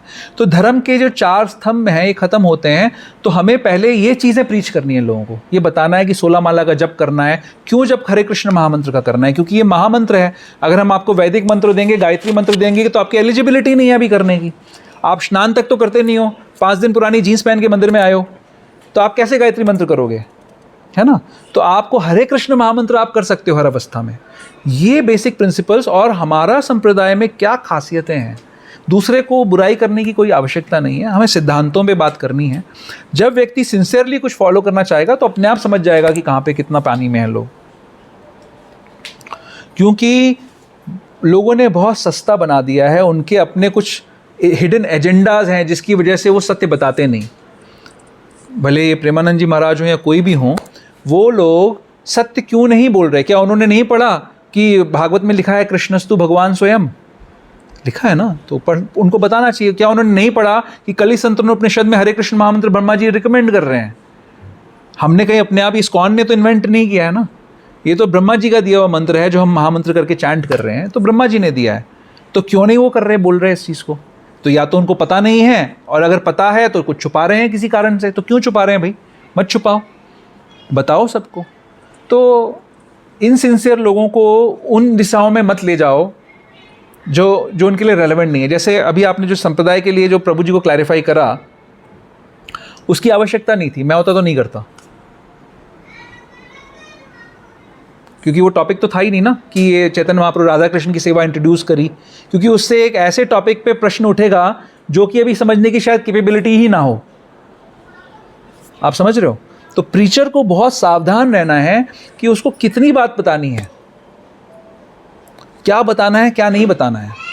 अगर हम ज़्यादा बताएंगे जो कि वो सामने वाला एलिजिबल नहीं है, अब इस राधा रानी की बात पे बहुत बातें हो सकती हैं। वो तो अभी मैं तो सोच रहा था अभी 200-400 प्रश्न आएंगे राधा रानी के ऊपर कि ये माधवेंद्रपुरी ने कैसे इंप्लीमेंट कर दिया। मैं फंसा दिया प्रभु जी ने आज मेरे को, इतना दिमाग किसी का काम ही नहीं करते, है ना। लेकिन मैं इसी को एक लाइव एग्जांपल ले रहा हूँ कि प्रीचर को कैसे नाप तोल के प्रीचिंग करना है, कि सामने वाले की एलिजिबिलिटी कितनी है समझने की। आपको बहुत सारी चीज़ें पता होंगी, गुरु ने रिवील किया आपको कि आपको हर चीज़ अभी नहीं देनी है। जैसे डॉक्टर सोच समझ के डोज देता है, preacher is a expert doctor treating the material disease of a patient who is wanting to become a devotee। तो ऐसे हमें बताना है, ठीक है। प्रभु जी जो फॉलोअर है, हाँ, उसको तो एक लिमिटेड चीज़ ही सीखनी चाहिए, उससे ज़्यादा हमें जानने की ज़रूरत क्या है। हाँ, मान लीजिए मैं चैटिंग करता हूँ, हाँ, इससे आगे मैं क्यों जाऊँ? हाँ। नहीं, एक्चुअली ये बड़ा स्पॉन्टेनियस है प्रभु, आपका मन भी करेगा ना, भगवान जिससे प्रेम करते हैं उसके बारे में जानने का मन करता है। क्लैरिफिकेशन चाहिए तो वो ले लिया हाँ। टीचर से, लेकिन उससे आगे मैं सोचूं ही क्यों? कोई मन में क्वेश्चन आ गया, हाँ। वो पूछ लेना हाँ, चाहिए। हाँ, सही है। मैं जैसे डेंटिस्ट के यहाँ पीछे गया था, तो बाई चांस उनका जो वेटिंग एरिया होता है ना, हाँ, उसमें भागवत गीता रखी हुई है, हाँ, जो वहाँ पे मैगजीन्स वगैरह होते हैं। तो उसमें मैंने उठा के पढ़ी, तो नॉन है क्योंकि, तो मैंने उनसे पूछा कि ये कैसे है यहाँ पे, हाँ, और आपने पढ़ी है क्या कभी? कभी मैंने नहीं। मैंने कहा और चाहिए क्या? तो उसने बोला एक 8-10 भागवत गीता थी।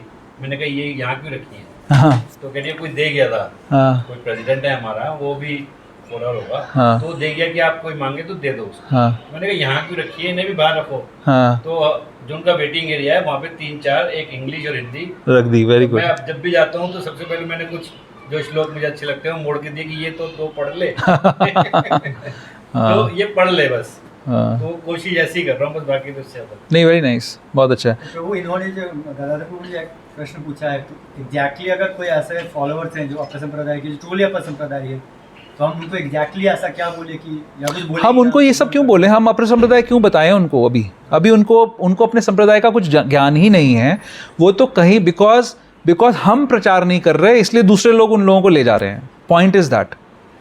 अगर हम अच्छे से प्रचार कर रहे होते इस्कॉन के डिवोटीज़ तो किसी भी आदमी की इतनी हिम्मत ही नहीं होती आज एक ऐसा क्षत्रिय गवर्नमेंट हो चुकी होती जो किसी भी नॉनसेंस करने वाले को पनिश करती, जैसे कि परीक्षित महाराज पनिश कर रहे हैं कली को। जब कली गाय की हत्या करना चाहता है तो वैसी गवर्नमेंट, प्रभुपाद जी ने जो वर्णाश्रम की स्थापना 50 साल पहले बोली थी, अगर वो प्रॉपर 50 साल हो गए होते उस चीज़ को किए हुए तो आज शायद ऐसी एक क्षत्रिय गवर्नमेंट होती जो कि किसी भी नॉनसेंस को अलाउ नहीं करती। तो ये हमारी कमी है ना। अब हम इस सिचुएशन में हैं, अब हमें क्या करना है? अगर जो लोग नॉनसेंस के पास से आ रहे हैं उनको हमें सेंस देना है, उनको हमें बेसिक चीज़ें बतानी है। अभी एसोटेरिक बातें करने का कोई फ़ायदा नहीं उनके साथ में। बेसिक प्रिंसिपल्स, हम कौन हैं, संबंध ज्ञान, हमारी प्रीचिंग संबंध ज्ञान पे होनी चाहिए, प्रयोजन तत्व पे ज़्यादा बात नहीं होनी चाहिए। अभी संबंध ज्ञान दो, अभिधेय में लगाओ, बस that's what we should do. सेवा में लगाओ और संबंध बताओ कि हमारा संबंध भगवान से क्या है, इतना तक ही सीमित है। प्रयोजन अपने आप डिस्कवर करेंगे लोग धीरे से। लेकिन तब तो वो ये बोलेंगे कि हम तो कर ही रहे हैं ऑलरेडी। क्या कर रहे हैं, क्या कराते हैं वो राधा नाम कर राधा क्या कर रहे हैं? वो कुछ कर रहे हैं, कोई चीज़ों को फॉलो कर रहे हैं। आप उनको जब ये बताओगे, उनको बोलोगे कि बताओ आप अभी प्याज लहसुन खाते हो? हाँ जी खाते हैं। क्यों खाते हो? उससे ख़त्म होगा कि नहीं होगा धर्म का स्तंभ? आप चाय कॉफ़ी पीते हो? पीता ही होगा ना। ये सब चीज़ों को बताओ ना, इन चीज़ों को बोलो, उनको प्रभुपाद जी के ग्रंथ दो, ये इनके इन प्रकार हैं। इसमें आप जो कर रहे हो, फॉलो करने के प्रयास कर रहे हो, इसमें आपको और अच्छे से शिक्षा मिलेगी अगर वो ले लेते हैं। नॉर्मली तो लोग क्या होता है, प्रभु की रूढ़िवादी होते हैं, वो लेते ही नहीं हैं, डिस्कस ही नहीं करते, उनको तो अपना बताना होता है। तो हमें उनके साथ ज़्यादा टाइम वेस्ट नहीं करना है। अगर कोई सिंसियर है तो उसको ज़रूर बताओ, ठीक से बताओ, कोई दिक्कत नहीं है। इसमें तो जैसे आप प्रेमानंद जी हैं, देखा जाए तो जो भी उनकी मतलब साधना है वो भी अब संप्रदाय में आ रहे हैं, बट एक देखा जाए तो जितने भी लोग हैं, जितने भी इस्कॉन के भी सीनियर डिवोटी जैसे सब बताते हैं तो बोलते हैं कि वो काफ़ी पहुँचे हुए संत हैं। तो ये क्या भगवान का ऐसे मान लो कि प्लान हो सकता है कलयुग के लिए कि मतलब कि लोगों को ऐसे संत आके भ्रमित करें? इसलिए प्रभु मैं बोल रहा हूँ कि हमारा विषय किसी एक व्यक्ति की, वो संत होंगे प्रभु, हम कौन होते हैं जज करने वाले, है ना। ये भगवान और उस भक्त के बीच का कनेक्शन है। वो होंगे, हो सकता है बहुत बड़े संत होंगे, लेकिन हमें ये एटलीस्ट पता है कि वो एकादशी करने के लिए एकादशी नहीं करते हैं, वो प्याज लहसुन के लिए मना नहीं करते हैं। मैंने खुद सुने हैं वीडियोज़ उनके। और चाय कॉफ़ी के लिए भी पता नहीं, आई थिंक कहते हैं कि नहीं कहते, मुझे नहीं पता। और उनका कोई हाँ मना करते हैं तो अच्छी बात है, जितना करते हैं उतना अच्छा है। तो मैं कह रहा हूँ कि अगर वो समझो प्रभुपाद जी वाले स्टैंडर्ड पे आ जाएं तो कोई दिक्कत ही नहीं है ना। वो बताएं लोगों को, हरे कृष्ण महामंत्र के बारे में बताएं। अब वो जो राधा नाम के बारे में बोलते हैं वो भी अपने आप में सही नहीं है, क्योंकि राधा और कृष्ण दोनों साथ में हमेशा होने चाहिए। मैंने किससे सुना था कि जैसे कोई अगर भगवान के पॉइंट ऑफ व्यू से सोचा जाए तो कोई अगर भगवान की पत्नी का सिर्फ नाम ले रहा है और भगवान का नाम नहीं ले ही नहीं रहा है तो सही नहीं है ना, वो दिस इज़ नॉट राइट। तो इसलिए दोनों का नाम साथ में होना चाहिए। ये तो वो बताते ही नहीं। जैसे जहाँ तक मैंने सुना है कि उनके इसमें तो ये भी बताया गया कि जो राधा रस सुधा निधि है, जो उनका जो ग्रंथ है, और एक 84 है, वो उनको पढ़ना रहता है। तो उसमें तो RRSM में ये भी बताया गया कि मतलब कि जो हम भगवान कृष्ण को जो जगह देते हैं वहाँ हमने उन्होंने श्रीमती राधा रानी को जगह दी, तो उनके लिए श्रीमती राधा रानी भी कृष्ण से ऊपर है, इसलिए वो राधा नाम जप करते हैं। प्रभु वही मैं बोल रहा हूँ कि मतलब हम सभी ये चीज़ मान रहे हैं कि जो साधक उनको फॉलो कर रहा है, क्या उसकी स्थिति है राधा तत्व को समझ पाने की, राधा रानी का क्या कंट्रीब्यूशन है, क्यों राधा रानी हैं, इतनी महान है, ये क्या उन लोगों को उनकी समझ के अंदर ये आने की स्थिति है उनकी? कुछ भी नहीं है ना। हम ही नहीं अभी कुछ कर उस चीज़ को समझ सकते हैं। हम लोग जो इतने समय से 16 माला कर रहे हैं, 4 नियमों का पालन कर रहे हैं, हमारे गुरुजन भी इतने कॉशियस होकर हमें इस चीज़ को रिवील करते हैं, एक्सपोज करते हैं हमें इस चीज़ को लेकर, तो उनकी तो कोई स्थिति नहीं है। तो ऐसे लोगों का एक्चुअली पतन हो जाता है अननेसेसरी, एक प्री मैच्योर्ड वे में उस लेवल तक जाने के प्रयास में उनका पतन जल्दी हो जाता है। तो हमें उनको बेसिक फ़िलासफ़ी समझानी चाहिए, और अगर वो ज़्यादा अपना ज्ञान बताएं तो आप उनको प्रणाम करो, बोलो कि भैया आप ज़्यादा जानते हो, आप जो कर रहे हैं आप प्लीज़ करिए, मैं अपने गुरुजनों के हिसाब से करूँगा। तो उनके संग ज़्यादा अपने को दिमाग नहीं लगाना है। जो दूसरे बहुत सारे ऐसे लोग हैं जो जेन्युइनली सही चीज़ों को समझना चाहते हैं, हम उनके संग समय लगाएंगे अपना। प्रभु जी, अगर कोई राधे राधे करता है उसको फिर जवाब हरे कृष्णा में ही देना चाहिए। हाँ लेकिन हम बुक डिस्ट्रीब्यूशन करते करते दोनों देता हूँ, हरे कृष्णा बोलता हूँ फिर राधे राधे ताकि बुक्स ले जाए। हाँ तो प्रभु समय काल परिस्थिति के हिसाब से हमें निर्णय लेना होता है हर चीज़ का। ओ हरे कृष्णा, थैंक यू।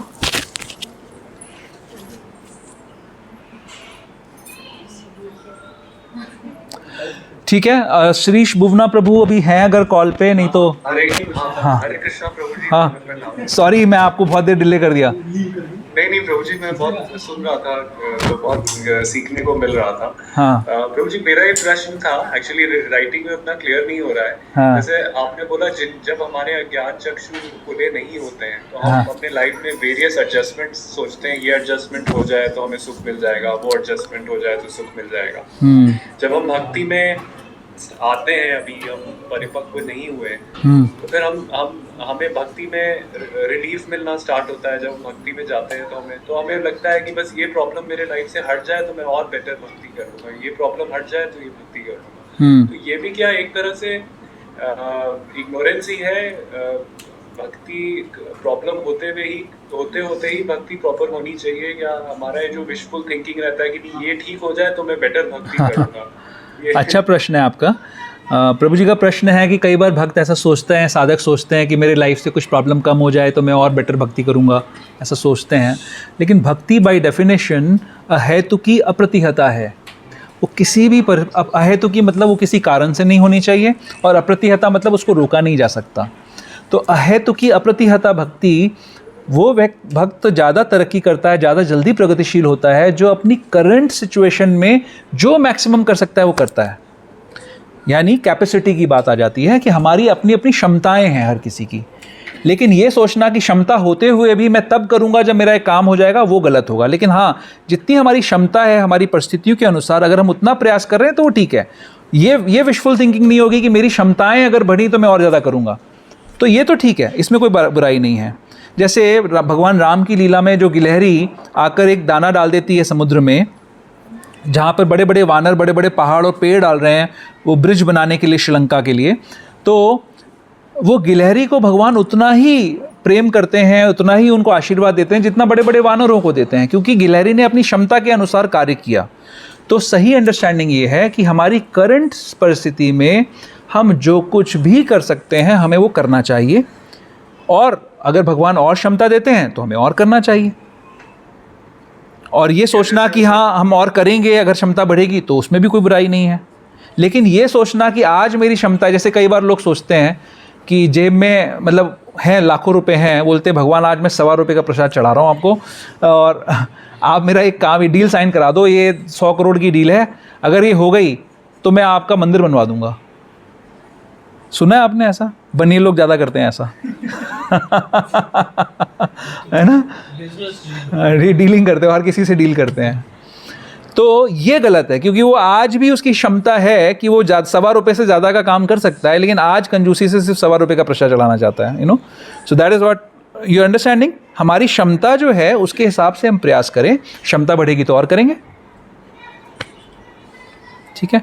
हम लोग ना हमेशा, प्रभु एक चीज़ समझिए कि हम सभी लोग पास्ट की वजह से दुखी होते रहते हैं, पुराना सोच सोच के दुखी होते हैं और फ्यूचर की चिंता करते रहते हैं, है ना।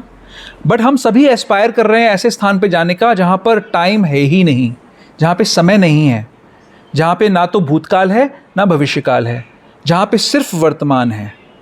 तो हमें वहाँ जाने की ट्रेनिंग लेनी है। वहाँ पहुँचने के लिए क्या करना है, हमें ऐसे जीना है कि हम वर्तमान में रहें, पीछे का ना सोच के दुखी हों, ना आगे का सोच के चिंतित हों। आज जो है, जो कुछ आज कर सकते हैं, अभी कर सकते हैं, वो करें। तो आप अपने आप ही समस्त चिंताओं से ऐसे ही मुक्त हो जाओगे। जब हम भक्ति की प्रोसेस में होते हैं, संग में होते हैं, तो हमें कोई चिंता थोड़ी सताती है उस समय, क्योंकि हम प्रेजेंट में रहते हैं उस समय, है ना। तो प्रेजेंट में रहना है। हाँ, एक सेकेंड, ठीक है शिरीष प्रभु। यस प्रभु जी, ओके क्लियर है। Okay. Who is the cause of this societal ignorance, and why there is collective ignorance in society? Why Lord Krishna first provides ignorance in individual and in collective sense, and then provide ways to overcome it? Was there any need for creating ignorance in consciousness? हाँ, ये प्रभु जी का पुराना प्रश्न है, ये अलग अलग रूप से अलग अलग तरीके से लिखते रहते हैं प्रभु जी आप ये की प्रश्न को बार बार पूछ रहे हो अलग अलग तरीके से बोल रहा हूँ एक्चुअली अभी सेटिस्फाइड नहीं हो पा रहा हूँ। हाँ, आपका नाम अर्पण गुप्ता है ना शायद? हाँ जी, हाँ जी, हाँ, ओके। तो प्रभु जी का प्रश्न आप लोगों ने सुना कि भगवान क्यों ऐसा कलेक्टिव इग्नोरेंस, क्यों इस तरीके से संसार में अज्ञान देर पहले फैलाते हैं, उसके बाद उसको दूर करते हैं। तो प्रभु, ये भगवान नहीं फैलाते अज्ञान, हम अज्ञान चूज़ करते हैं। जो जीव है भगवान के साथ में हमेशा भगवान के धाम में भगवान की सेवा में रहता है, लेकिन क्योंकि भगवान का अंश है उसके पास आंशिक स्वतंत्रता है, और उस आंशिक स्वतंत्रता का भगवान हमें अलाउ करते हैं कि उसको हम यूज़ कर पाएँ, उसको यूज़ भी कर पाएँ या मिसयूज़ भी कर पाएँ। जैसे फॉर एग्जांपल, हम जब यहाँ पर बैठे होते हैं, हमारे जो बच्चे होते हैं कई बार शरारत करते हैं ना, हमारे पास इतनी शक्ति है कि हम उनके हाथ पैर बांध के उनको कहीं पे बिठा दें। ये शक्ति होती है ना माता पिता के अंदर, लेकिन फिर भी हाथ पैर नहीं बांधते, उनको इंडिपेंडेंस देते हैं कि तुम रीजनेबली बिहेव करो। और जब वो फिर भी शरारत करते हैं तो उनको थोड़ा पनिश भी करते हैं। पनिश करने के बाद भी उनके हाथ पैर नहीं बांधते। क्यों? क्योंकि हम उनकी इंडिपेंडेंस उनसे छीनना नहीं चाहते। हम चाहते हैं कि वो सेंसिबली एक सही कार्य जो करना चाहिए वो कार्य करें, और उसके लिए उनको ट्रेन कर रहे हैं। इसी प्रकार से भगवान जीव को, जो कि उनका अंश है, उसको स्वतंत्रता उसके अंदर है, उसको छीनते नहीं हैं। और जब जीव शरारत करता है, गलत करता है, तो उसको पनिश करते हैं कि वो सही रास्ते आ जाए, लेकिन फिर भी उसकी इंडिपेंडेंस नहीं छीनते। तो वो जीव जो शरारत करता है वो इग्नोरेंस को चूज़ कर रहा है, अज्ञान को चूज़ कर रहा है, और भगवान फिर उसको बार बार ज्ञान भी देने का प्रयास कर रहे हैं ताकि वो सही रास्ते आ जाए। ठीक है प्रभु? अर्पण प्रभु? हाँ जी, हाँ जी। बस यही क्वेश्चन है कि मतलब अंश पूर्ण से अलग क्यों हो जाता है? हाँ, क्योंकि हम अपने ऐसी चॉइस करते हैं प्रभु। आपकी ये जो दुख है ना कि हम क्यों अलग हो गए, ये सही है। इसको आप बढ़ाओ, इस दुख को, और इसको आप माला करो ताकि आप वापस पहुंच पाओ। ये सही है, ये एक्चुअली ये दुख होना चाहिए हमें कि हम क्यों फंसे इसमें आके। इस चीज़ का रियलाइजेशन नहीं हो रहा ना हमें। हम अभी सोच रहे हैं कि हम बहुत अच्छी स्थिति में हैं, बट अगर किसी व्यक्ति को ये लग रहा है कि मैं फंस गया सच में, तो ये बहुत अच्छी स्थिति है। आप प्लीज़ उस पर प्रयास करो। यू हैव टू चैंट 16 माला का जप, 4 नियमों का पालन अगर आप करोगे तो सच में हम निकल सकते हैं। कई सारे भक्त ऐसा करके इस दुखमय संसार से निकले हैं। तो ये हम सबके लिए पॉसिबल है, हमें करना चाहिए इसके लिए प्रयास। जी प्रभु। अभी जब एक प्रॉपर टाइम आता है जी मेरे ख्याल ये चीज़ें अपने आप ही हो जाती हैं लाइफ में। प्रभु, प्रॉपर टाइम पता है कब आता है? जब किसी वैष्णवी की कृपा हो जाती है। जैसे अब आया, सारी उम्र तो स्ट्रगल किया, हाँ, और बहुत कुछ खोया, बहुत कुछ पाया। अब समझ में आ रहा है कि वो सब जो एफर्ट्स थे हाँ, वो, लेकिन चलो जो भी था कर्म करना था कर लिया। हाँ। प्रहलाद महाराज को तो 5 साल में आ गया था, हमको भी 60 साल। उनके पिछले कर्म होंगे। हाँ, ये बात सही है। प्रहलाद महाराज ने, किसकी, ध्रुव महाराज की कथा है ना कि उनकी हड्डियों का पूरा पहाड़ बना हुआ था। किसी ने पूछा इतने कम उम्र में कैसे इनको मिल गई सिद्धि, तो फिर दिखाया गया कि देखो इनकी ये उनके कंकालों का पहाड़ बना हुआ है, इतने जन्म बिता चुके हैं, अब जाके इनको मिला है। तो हमारी जर्नी बहुत लंबी चल रही है, बट इसको अब हम ख़त्म कर सकते हैं इस जीवन में, है ना, अच्छे से प्रयास करके। और प्रभुपाद जी ने बड़ी सुंदर प्रोसेस दी है हम सबको, है ना। भगवान का अभी जन्मदिन आने वाला है। भगवान क्यों अवतार लेते हैं? किसी को याद है श्लोक? परित्राणाय साधुनाम विनाशाय धर्म संस्थापनार्थाय संभवामि युगे युगे। तो भगवान बहुत दयालु हैं, वो अवतार लेते हैं और सब पे कृपा करते हैं। कैसे कैसे कृपा करते हैं? हमारे को बैंक बैलेंस बढ़ा देते हैं, हमारा प्रमोशन दे देते हैं, वैष्णव का संग दिलवाते हैं। और एक ऐसी कृपा है जो हम सबके पास है। क्या कृपा है? गुरु है, और ये गीता है ना। ये गीता का ज्ञान कितना सुंदर भगवान ने नॉलेज हमको दिया है। इसका अगर हम आश्रय ठीक प्रकार से लें तो फिर कोई कारण नहीं है कि हम यहाँ से वापस धाम नहीं जा पाएंगे। कोई कारण नहीं है, आराम से निकल सकते हैं, जा सकते हैं। इसका आश्रय लेना है, इसमें जो बातें हैं उसको समझना है ठीक प्रकार से, और धूर्त लोगों से बचना है ना। बहुत सारे धूर्त घूम रहे हैं जो वेट कर रहे हैं कि जहाँ पर भी हमने अपना पर्सनल एजेंडा लगाया वहाँ पर वो धूर्त लोग अपना काम कर जाएंगे। तो हमें पूरा शरणागत होते हुए भगवान के भक्तों के अनुगत्य में उनके आश्रय लेकर उसके अंदर चलते रहना है। जैसी सेवा बताई जाए वैसे सेवा करनी है तो हम आसानी से पहुंच जाएंगे, निकल जाएंगे। इतना मुश्किल नहीं है फिर। लेकिन जहाँ जहाँ पे हम अपना एजेंडा खुद चालू करते हैं वहीं पे हम फंस जाते हैं, है ना? ठीक है। हरे कृष्ण। यस प्रभु जी, वन लास्ट थिंग, अभी जो आपने बोला और जैसे ध्रुव महाराज का एग्जांपल दिया, हाँ वो कंकाल का ढेर था। हाँ हाँ एक मैं YouTube पे प्रभुपाद जी का वीडियो देख रहा था जिसमें किसी ने उनसे पूछा कि क्या इस लाइफ टाइम में हम जा सकते हैं, तो उन्होंने बोला 1 मिनट 1 मिनट में हम हो सकते हैं। तो वो एक मतलब जो प्रभुपाद जी ने 1 मिनट बोला, तो वो क्या मतलब उसको लिटरली लेने के लिए या जस्ट वो एक बोलने के लिए? नहीं प्रभु, सही बात है। एक्चुअली प्रभुपाद जी जैसे बताते हैं ना कि जब आपको इलेक्ट्रिसिटी का उदाहरण लेते हैं कि जब गर्मी लगती है तो इलेक्ट्रिसिटी को हम जब एसी से यूज़ करते हैं तो हमें ठंडी हवा मिल जाती है ना? और जब सर्दी लगती है तो वही इलेक्ट्रिसिटी हमें गर्म पानी भी दे देती है ना?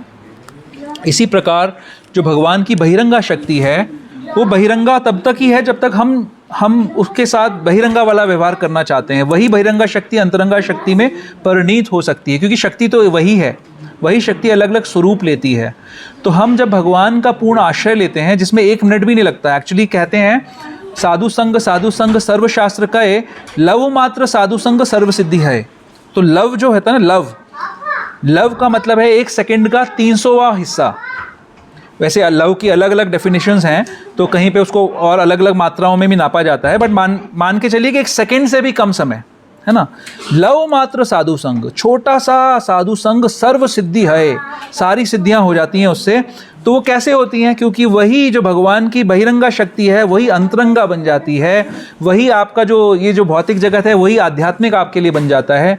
वही वृंदावन, जब आपकी कॉन्शियसनेस वृंदावन की हो जाती है तो आप गुड़गांव में बैठ के भी वृंदावन का एक्सपीरियंस कर सकते हैं, है ना? हालांकि मैं ये नहीं कह रहा हूँ कि वृंदावन धाम जहाँ है वो तो है ही जगह, वो तो स्थान स्पेशल है ही, लेकिन वो जीव की चेतना अगर शुद्ध हो जाए तो उसी समय वो भगवत धाम की साक्षात्कार कर सकता है ना?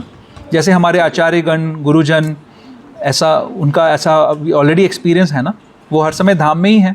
एक तरीके से प्रभुपाद जब गए तो वो उनके साथ धाम था ना हर समय, वृंदावन से अलग थोड़ी हुए कभी। और कृष्ण कहीं पे भी जाते हैं तो वृंदावन से तो उनके लिए कहा जाता है ना, एक पग भी बाहर नहीं रखते वृंदावन के। तो जहाँ पे ठाकुर जी विराजमान है वहाँ वृंदावन ही तो है ना? ठीक है, एनीथिंग एल्स? अदरवाइज हम विराम करेंगे इसको। तो आप बोल रहे थे कि भूतकाल और भविष्य काल के बारे में ज़्यादा नहीं सोचना चाहिए, वर्तमान में जीना चाहिए। हाँ, उसमें कुछ डिस्क्लेमर है या डिस्क्लेमर क्या है? वर्तमान में रहिए, आपको जो भगवान ने शक्ति दी है उसको आप सदुपयोग करिए। Some planning something? हाँ, some planning has to be there, जो रीजनेबल है, जो भी मतलब वर्तमान में चिंता नहीं करनी है भविष्य की। ये सोच के आदमी जीवन अपना ख़राब कर लेता है कि फ्यूचर में क्या होगा मेरा, ऐसा नहीं सोचना है। आपको जितने रिसोर्सेज मिले हैं उसको आप सदुपयोग करिए उसको। जैसे मैं आप लोगों को फॉर्मूला बताता हूँ कि 1/3 खर्चों को कम करिए, जो इनकम है उसका 1/3 में कोशिश करिए खर्चे हो जाएं, 1/3 सेव करिए और 1/3 भगवान की सेवा में लगाइए। इस एस्पायर करिए एटलीस्ट ऐसा करने, ऐसी सिचुएशन में पहुंचने के लिए। अभी क्या होता है नॉर्मली अभी की 1/3 तो छोड़ दो, 3 टाइम्स ज़्यादा खर्चा है, लोन्स लिए हुए हैं और वो खर्चा चल रहा है, उससे सेविंग का कुछ पता ठिकाना नहीं है, और दान तो हम एक्सपेक्ट करते हैं हमें मिल जाए तो अच्छा है है ना? अभी तो ये स्थिति चल रही है लोगों की।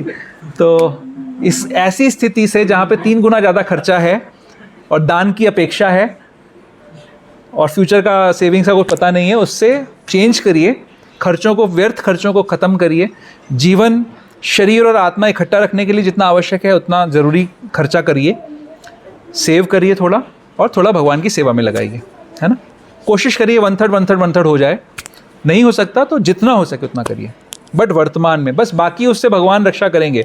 मैं आपको एक गारंटी से बता सकता हूँ कि जब आपकी ज़रूरत होगी तो आपके इकट्ठे किए हुए रिसोर्सेज की ज़रूरत नहीं पड़ेगी, भगवान आपकी हेल्प करेंगे 100%। बस हम चिंता करते रहते हैं पहले, तो उस चिंता का शमन करने के लिए व्यवस्था कर लीजिए, बाकी ज़रूरत आपको उसकी नहीं पड़ने वाली है, ठाकुर जी व्यवस्था करेंगे। ठीक है, हरे कृष्णा। शिल प्रभुपाद की जय।